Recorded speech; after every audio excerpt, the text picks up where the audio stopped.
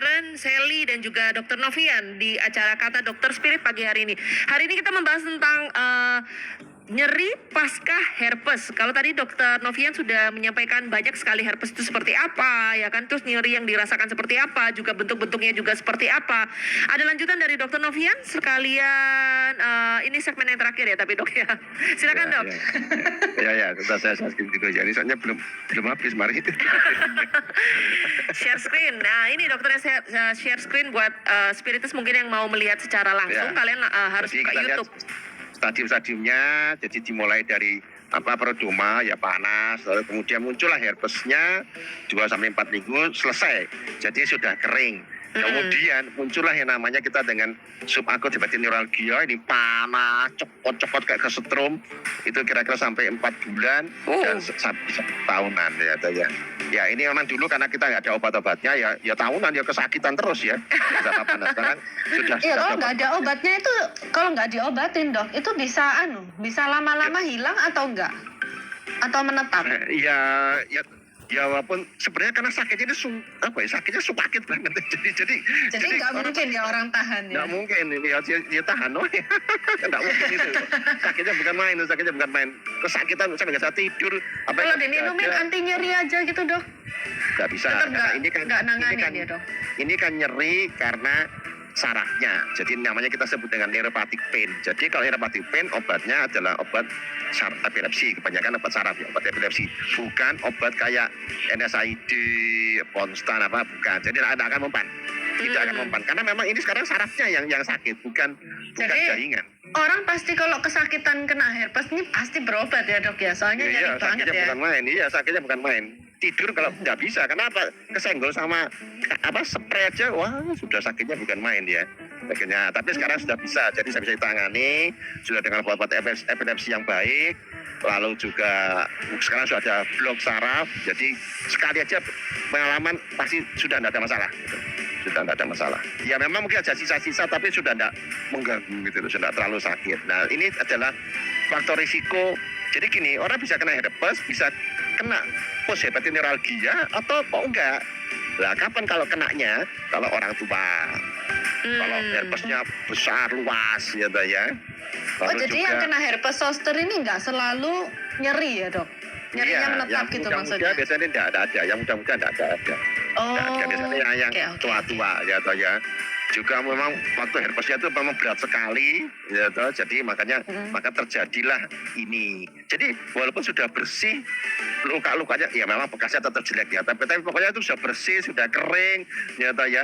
Tapi di dalamnya masih tidak ketulungan itu sakitnya itu ya. Sakitnya bukan main. Nah, seperti ini. Jadi dia sembunyinya di sini. Jadi virusnya sembunyi di sini saraf. Nah, begitu di mana itu Dok sembunyinya Dok? Ini galian posterior, sembunyi di situ. Nah ini nanti kalau kita kondisi badan lemah muncul. Ini di bagian tulang belakang situ ya Dok ya. Jadi di tulang belakang gitu virusnya tuh sembunyi di situ gitu Dok. Iya sembunyi di situ. Saya malah ada pasien pernah tuh 7 tahun ya, perempuan 7 tahun tapi herpesnya di dahi. Nah ini yang saya takut sekali waktu itu saya masih di desa. Tahu-tahu ada pasien kena herpesnya di dahi. Yang saya takutkan bukan dahinya, matanya bisa kena itu. Makanya saya, waduh ini kalau masih 7 tahun matanya buta karena herpes kan ya repot ini. Jadi terpaksa beli obatnya sampai ke Madiun gitu hanya. Saya kan waktu itu di Pacitan di desa, ya tidak ada obatnya. Jadi terpaksa sampai belinya sampai ke Madiun untuk mengobati ini. Terpaksa karena ya masa depan ya. Ini masih 7 tahun anak-anak. Herpes ini bisa bikin buta Dok. Karena kan mengganggu ke saraf. Kan kebetulan sarafnya saraf sini, saraf wajah nih. Nah, itu kan juga kena ke mata juga kan. Saya paling takut bukan gaginya yang bekasnya jelek, tapi rusak matanya yang rusak itu. Makanya saya takut di situ. Kami terpaksa dari Pacitan langsung berangkat ke Madiun untuk cari obatnya. Saya dulu tugasnya di desa di puncak gunung, jadi tidak ada apa-apa. Tapi terpaksa harus beli obatnya sampai ke kota besar. Ya, pada zaman itu. Nah ini terapinya macam-macam. Ada ya bisa dengan salah satunya mungkin dengan salep lombok ya. Kalau di Amerika banyak nih salep lombok ya. Sini kita jarang pakai ya. Adanya lombok aja Dok. Lombok dibikin salep. Oh ya betul. Oh ya bisa Dok. Iya, Pedes, Dok. jadi kalau ya nggak direm, nggak ada dimakan itu. Bisa dikasih obat epilepsi, terutama obat epilepsi ya, obat epilepsi. Nah itu kalau sekarang juga biasanya masih tetap, bahkan kombinasi sampai dia masih tetap. Nah sudah sarafnya dikunci aja sudah, asal memang mencapai sarafnya gampang, itu kita bisa kerjakan. Ada yang susah-susah, wah ini gimana ngebloknya ini gitu. Nah ini yang repot ya, itu aja. Nah jadi saya ngeblok ya. Kira ada pertanyaan mungkin, silakan. Silakan Sharon, ada pertanyaan mungkin? Kalau Berarti Justin ngebloknya itu sarafnya di area lokasi Pangkalnya. yang dekat pangkalnya. anunya ya? Di Udah. matanya? Di pangkalnya. Oh, pangkalnya. Atau Iya. nggak tahu pangkalnya virusnya di mana, itu dilihat dari ininya ya, Dok ya? Luka-lukanya yang Lokasinya, muncul iya, itu di mana gitu ya, lokasi lukanya lokasi ya. Iya, jadi dermatomnya di mana? Oh, ini kan misalnya L1 ya. Kita tembaknya jadi gini, sakitnya misalnya di selangkangan. Itu L1 lah. Ya kita nyontohnya nggak di selangkangan, nyontohnya di L1-nya di boyok sana. Kayak kita tadi kondisi boyok. berarti dia sembunyinya tuh nggak selalu di yang daerah punggung yang tadi dokter tunjukin tuh ganglion apa, Dok, namanya, Dok? Posterior, kalau posterior. Nggak selalu di satu area itu ya, Dok ya? Maksudnya bisa di mana-mana gitu. Bukan. Loh, sarafnya memang kan semua sumbernya dari ganglion posterior itu kan. Nah, cuma dia kan bisa ke kaki, bisa ke ujung kaki, bisa kemana gitu kan. Nah, kita kuncinya gitu. di pangkalnya situ. Iya. sebentar Dok, kalau Jadi bukan mamanya kuncinya bukan di tempat virus sembunyinya itu, Dok? Lah ya sembunyinya kan di ganglion posterior itu ya. Makanya nanti kita lihat tiap saraf beda-beda. Ini seluruh tubuh kan macam-macam lokasinya. Dok, Justin mau tanya Dok, kalau umpamanya itu tadi kan kalau pengobatannya sebenarnya kan tinggal diblok aja sarafnya yang Iya. virusnya bersembunyi itu kan Dok. Terus Iya, efek iya. sampingnya ada nggak Dok dengan kita memblok saraf-saraf tertentu itu? Tergantung. Jadi kalau memang hanya sensor, nah ini kan hanya sensoris ya. Iya, Iya, mungkin tiba-tiba enggak, kita tidak enggak. merasakan apa-apa. Ya langsung lumayan, langsung enteng, langsung ringan. Gitu. Oh gitu ya. Tapi nggak ada Tapi efek samping lama-lama- yang lain ya Dok ya? Nggak ada. Pengalaman saya kok nggak ada masalah ya. Kecuali kalau memang nyonteknya keliru, artinya bukan situ, tapi misalnya beda satu segmen atau dua segmen ya emang suntik lagi gitu buat lain gitu. Misalnya harusnya L1 saya suntiknya L2, ya berarti memang nggak sembuh ya. Kita minggu depan kita suntik L1 gitu. Terus kalau umpamanya ya Dok, Spiritus mungkin ingin tahu yang disuntikkan itu apa sih Dok sehingga bisa langsung sembuh gitu Dok? Iya, itu steroid ya. Jadi sekarang kita juga tidak mengerti kenapa kok bisa mengobati. Tapi memang pengalaman begitu. Jadi kalau saraf kita kasih steroid, itu saraf nyeri. Saraf nyeri itu kan sarafnya kecil ya. Sarafnya kan kecil. Nah itu kayaknya seperti rusak gitu loh. Itu saraf C. Jadi saraf C itu saraf yang nyeri terus menerus. Nah saraf yang besar-besar kayak saraf motorik, saraf untuk rasa raba, itu semua masih utuh. Jadi kita kasih obat itu di sekitar saraf, maka yang saraf kecil itu jadi lumpuh. Saraf kecil itu menghantarkan nyeri. Jadi nyerinya hilang tapi tidak lumpuh karena yang saraf untuk motorik, untuk otot-otot itu kan yang besar-besar, Iya. itu selamat. Gitu loh. Oh, seperti itu Dok. Oke. Iya. Gimana Sharon, sudah mengerti ya, paham ya? Iya. Dipahami. Jadi kan satu saraf ini kan ada yang besar, ada yang kecil, ada sensor, ada motorik, ada otonom. Loh, tapi kalau kita sudah di situ, maka yang obat ini itu hanya bekerja yang yang halus-halus, yang saraf C yang tidak ada mielinnya, tidak ada bungkusnya. Tapi kalau yang saraf besar-besar ada mielinnya tebel-tebel, nggak bisa tembus.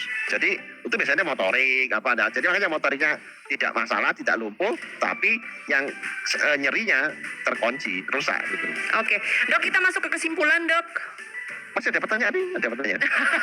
Dok, enak. Ini cuman penyampaian tadi dari Pak Yun itu. Nyambungnya tadi. Pak Yun tadi. Iya. Kalau dia cerita kalau ternyata yang bagian kakinya itu kalau kena batu tuh soalnya sakit Dok. Dan Iya, terima kasih rada katanya sedih. sudah dijawab. Kayaknya rada sedih mungkin. Nah, ini Pak Yun mungkin bisa konsultasi dengan Dokter Novian ya kan. Dokter Novian gampang banget kalau sebenarnya meredakan nyeri-nyeri. Jadi semua pernyerian ya kan Dokter Novian itu ahlinya. Makanya topik kita selalu berbau nyeri-nyeri ya.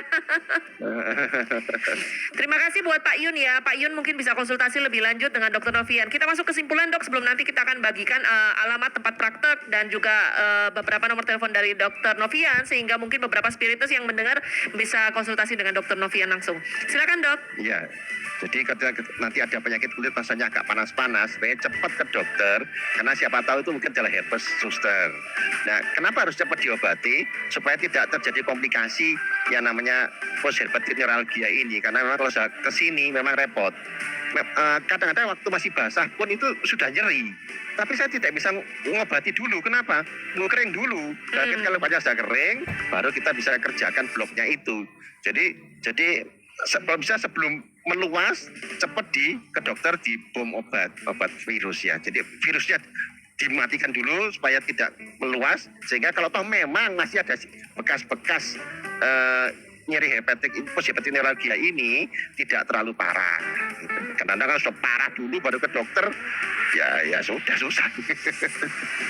Susah ini gitu ya. Ya itu aja ya dok ya. Jadi mencegah atau pokoknya cepat mengobati gitu. Oke, jadi mungkin buat spiritus yang tadi seperti Dokter Novian bilang ya, ada yang gejala seperti kok gatal-gatal kok panas gitu ya. Nah langsung aja harus segera konsultasi, karena kalau itu memang cacar air ya ditangani juga ya kan. Kalau herpes zoster harus segera malah harus lebih segera ditangani. Dan mungkin buat spiritus yang mau konsultasi, kalian bisa langsung aja ke tempat praktek Dokter Novian, atau juga bisa konsultasi telepon dulu janjian ya, by appointment ya. Ya, betul banget. Yang mau konsultasi bisa WA dulu ke Dokter Novian di 081 550 77342. Saya ulangi lagi ya, di 081 550 77342. Dan prakteknya di Dharma Husada Indah Utara 14 U408. Blok U ya, Ultra ya. Blok U, ya. Atau Jalan Sumatera 122 aja. Ya, Kalau pagi ya. di Jalan Sumatera 122 Surabaya. Sesuai perjanjian ya, Dok? Iya. Kalau yang Jalan Sumatera yang nomor 122 itu biasanya prakteknya pagi ya dok ya? Pagi ya. Sekarang juga malam juga. Jadi jam 7 sampai jam 9. Jam 7 sampai jam 9 malam. Kalau pagi jam berapa dok sekalian dok? Jam 9 sampai 11. Jam 9 sampai jam 11 siang ya. Terus lanjut jam 7 malam lagi berikutnya ya. Oke. Mungkin spiritus yang mau bergabung untuk konsultasi itu mungkin yang dari luar kota, yang dari luar pulau mungkin ya, karena kan siaran kita juga didengarkan sampai ke luar pulau ya.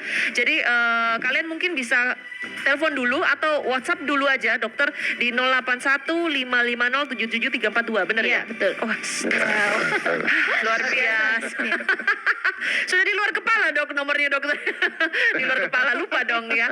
Oke, terima kasih buat Dokter Novian hari ini sudah berbagi dengan kita tentang nyeri pasca herpes.